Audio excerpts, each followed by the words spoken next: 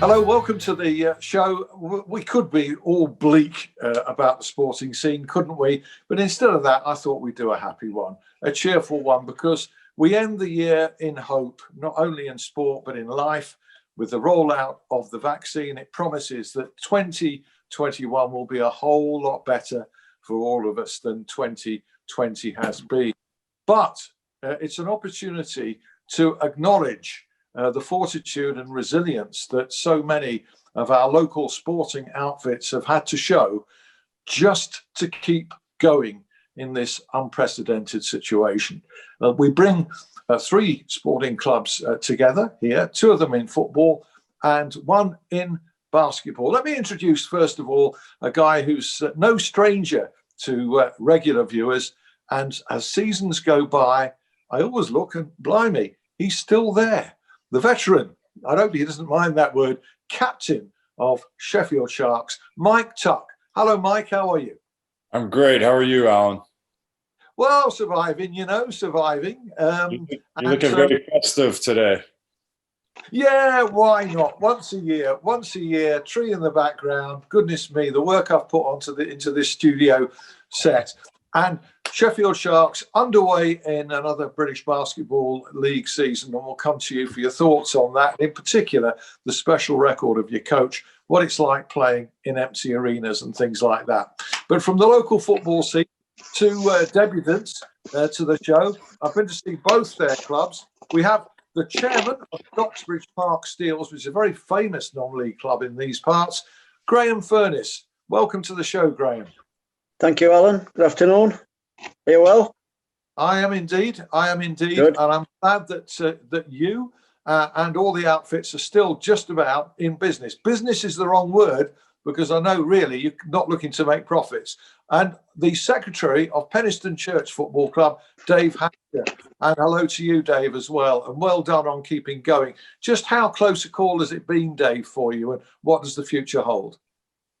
I think without the GoFundMe project we did in the last lockdown, and we also did the 100 Club, I think, and also a sponsor just put a little bit in for us. I think if we hadn't have had them, then we would have been really struggling at this point. But we had them. Then we had the few games where we could have a crowd in, which, although we couldn't have the bar open, unfortunately, we could have a crowd in. So, but that helped a little bit. You know, you get a little bit of money in from there. But it's difficult, very difficult times for a club of our size and our stature. You know, we don't have a big money man putting a lot of money in. We rely on his bar sales and his income from the matches to help us through the season and to build up for the end of the season. So yeah, Graham, we can get the pitches done, and it's very, very difficult. But we are going to have to maybe make some cuts.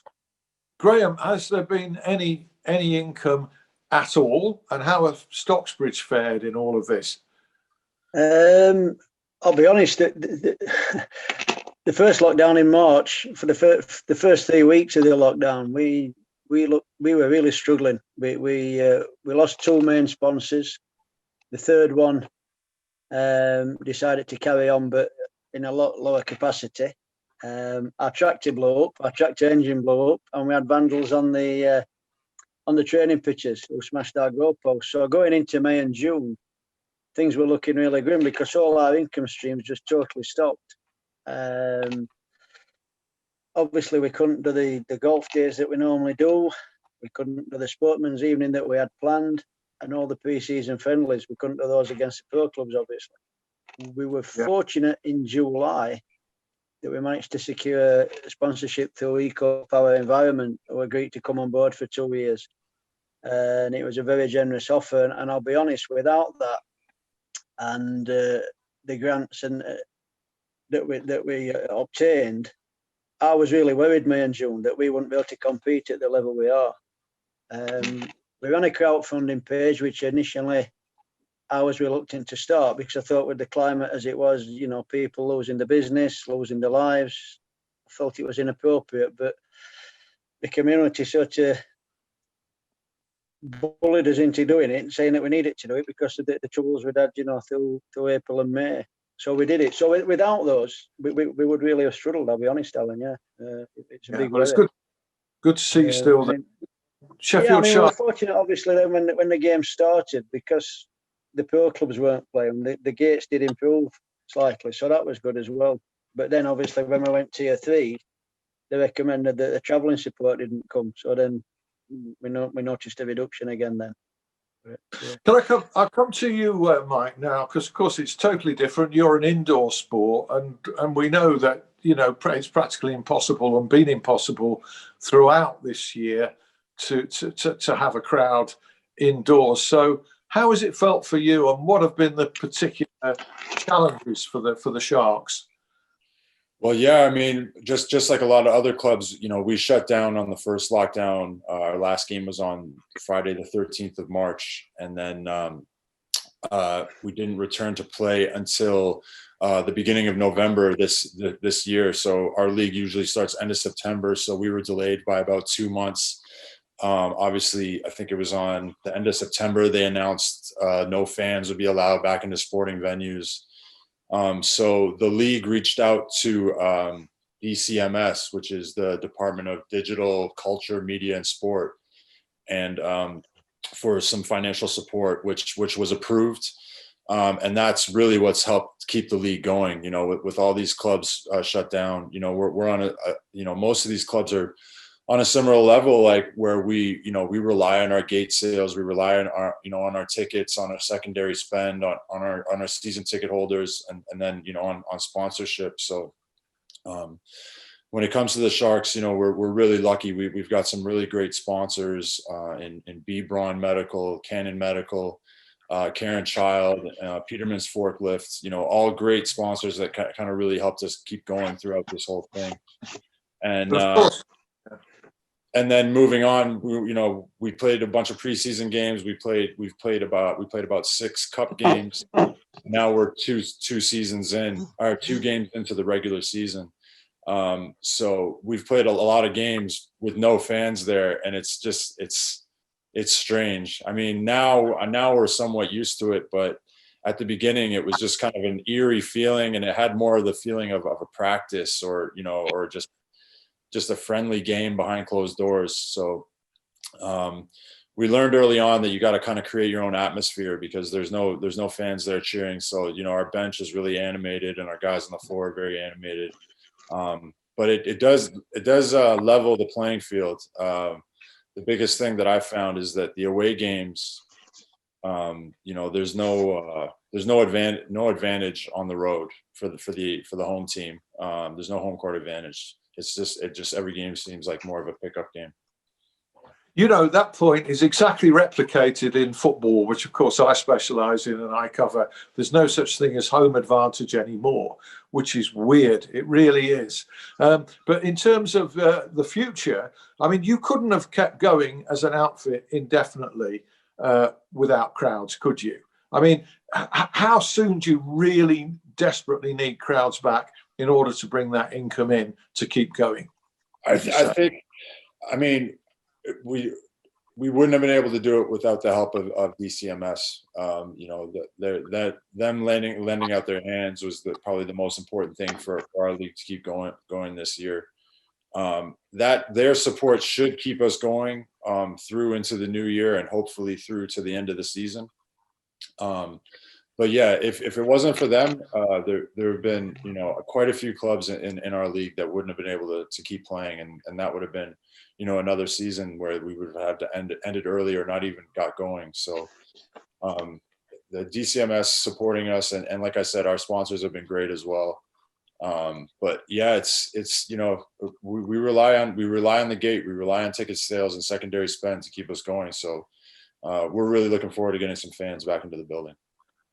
Yeah, we'll talk later about Atiba Lyons, your head coach, a remarkable record and a big milestone that he's just achieved. Just going back to the football officials from Stocksbridge Park Steels, and also from Penistone Church, Dave Hampshire, and also Graham Furness.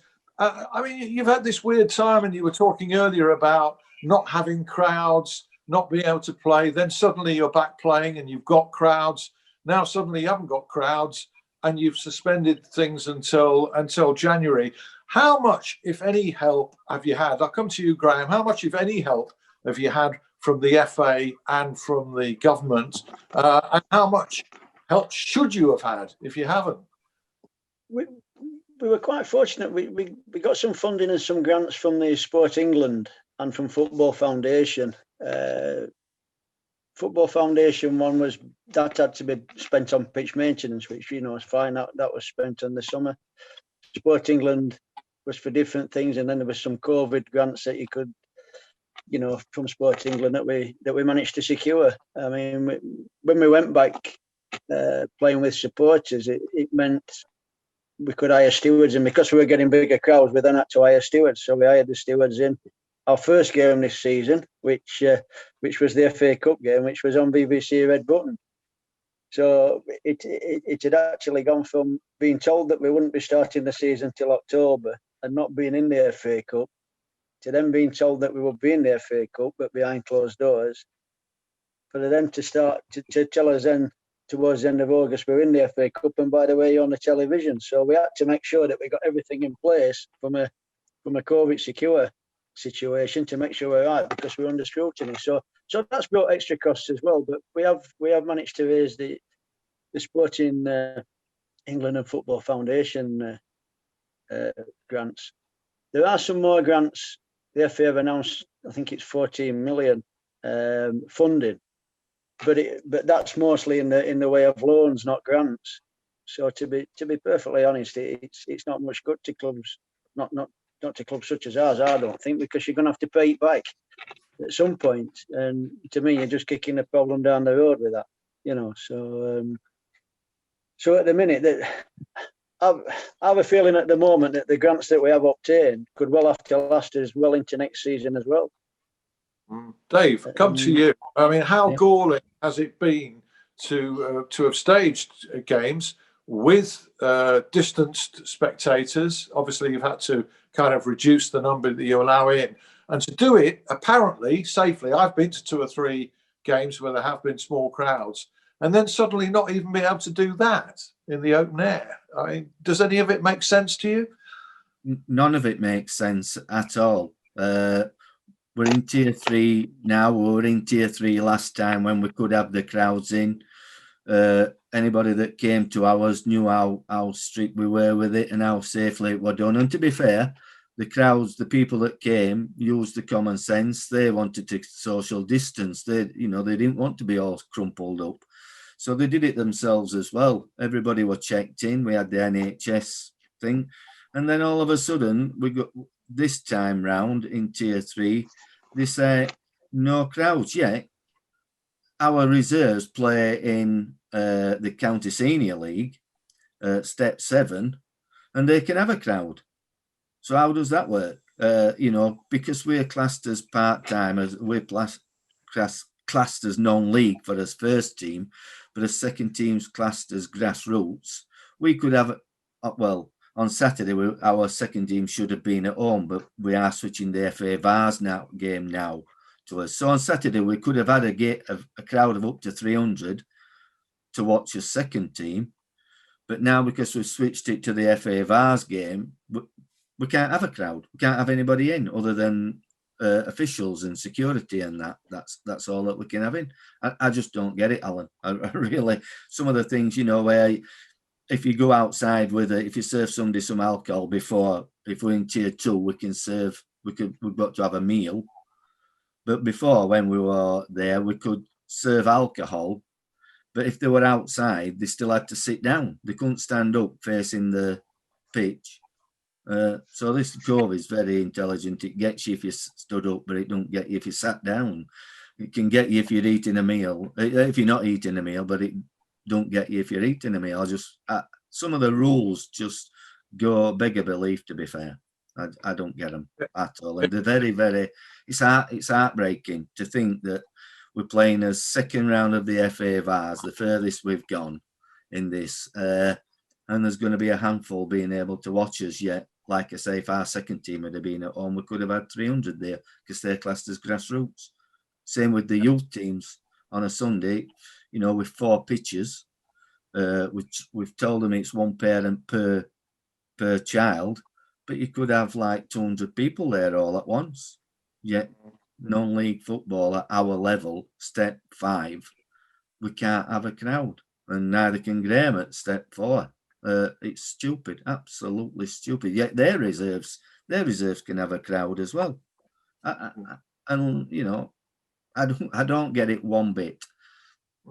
Well, I think it is baffling. I don't know anybody who properly understands it. And if we're not careful, we're going to be talking about Scotch eggs here and whether we can have a fight with a Scotch egg.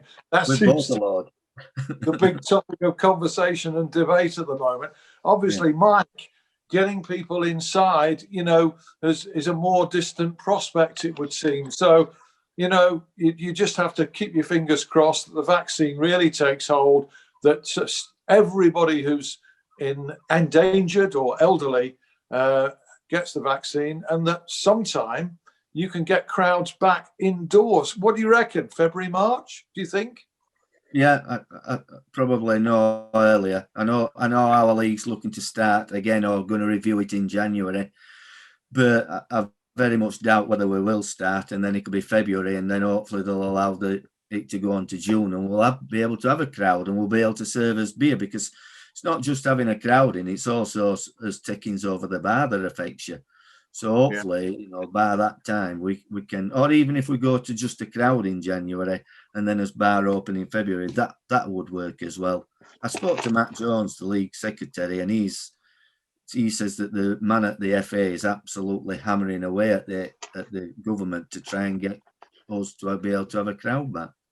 Yeah, and we're seeing scenes in supermarkets being crowded and everything. High streets are crowded. We can't get a football crowd. Mike Tuck, you're indoors, which adds to the problem, and you know, potentially is pushing back further into the future the time when you can get a crowd in. How do you see the prospects of doing so?